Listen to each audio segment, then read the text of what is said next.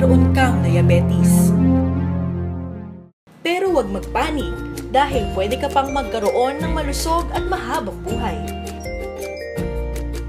Ganito kasi yun.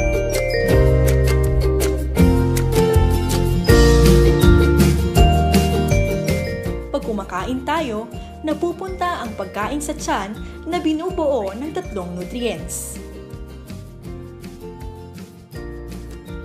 Habang nadadigest ang ating pagkain, ang carbohydrates ay nagiging sugar o tinatawag ding glucose.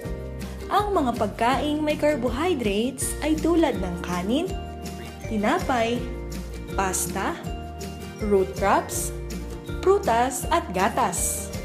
Sa normal na proseso ng digestion o pagkatunaw ng pagkain, dadaan ang sugar sa bloodstream o daanan ng dugo papuntang muscle at fat cells. Pero hindi ito mangyayari kung walang tulong ng insulin na nanggagaling sa pancreas o lapay. Ang insulin ay parang susi na binubuksan ang muscle at fat cells para makapasok ang sugar na nagiging enerhiya ng ating katawan. Sa ganitong paraan, nare-regulate ang blood sugar sa ating katawan. May 2 klase ng diabetes. Una, ang lapay ay hindi nakakapag-produce ng insulin o tamang dami ng insulin. Ito ay karaniwang nakikita sa mga bata pa lamang hanggang sa kanilang pagtanda. Pangalawa, ang insulin ay di tinatanggap ng muscle at fat cells na nagiging dahilan ng pagkaipon ng sugar sa bloodstream. Ito ang pinakakaraniwang klase ng diabetes na maaaring makuha dahil sa hindi malusog na pamumuhay o hindi pangangalaga ng kalusugan. Dahil dito, maaaring maranasan ang 3 Ps.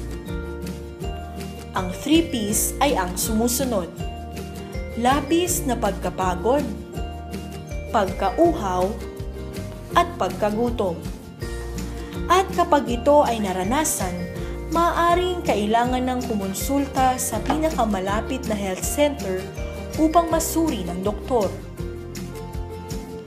Kung di makokontrol ang blood sugar, maaari itong mauwi sa mga komplikasyon tulad ng pagkabulag, pagkaputol ng kamay o paa, sakit sa bato, sakit sa puso at stroke. Para mapigilan o maiwasan ang mga ito, bawasan ang pagkain ng matatamis tulad ng cake, candy, chocolate, ice cream at soft drinks. Isa pang paraan ay ang pag-eehersisyo na hindi bababa sa 30 minuto sa isang araw, 5 araw sa isang linggo.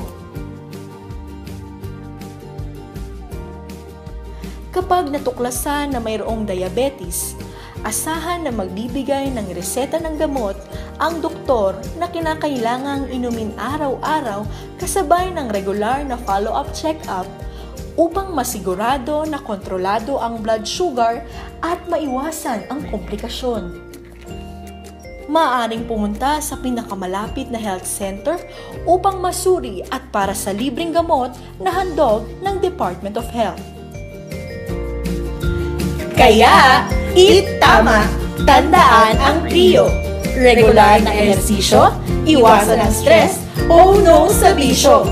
Huwag pa diabetes sa tamis. Huwag pa diabetes sa tamis.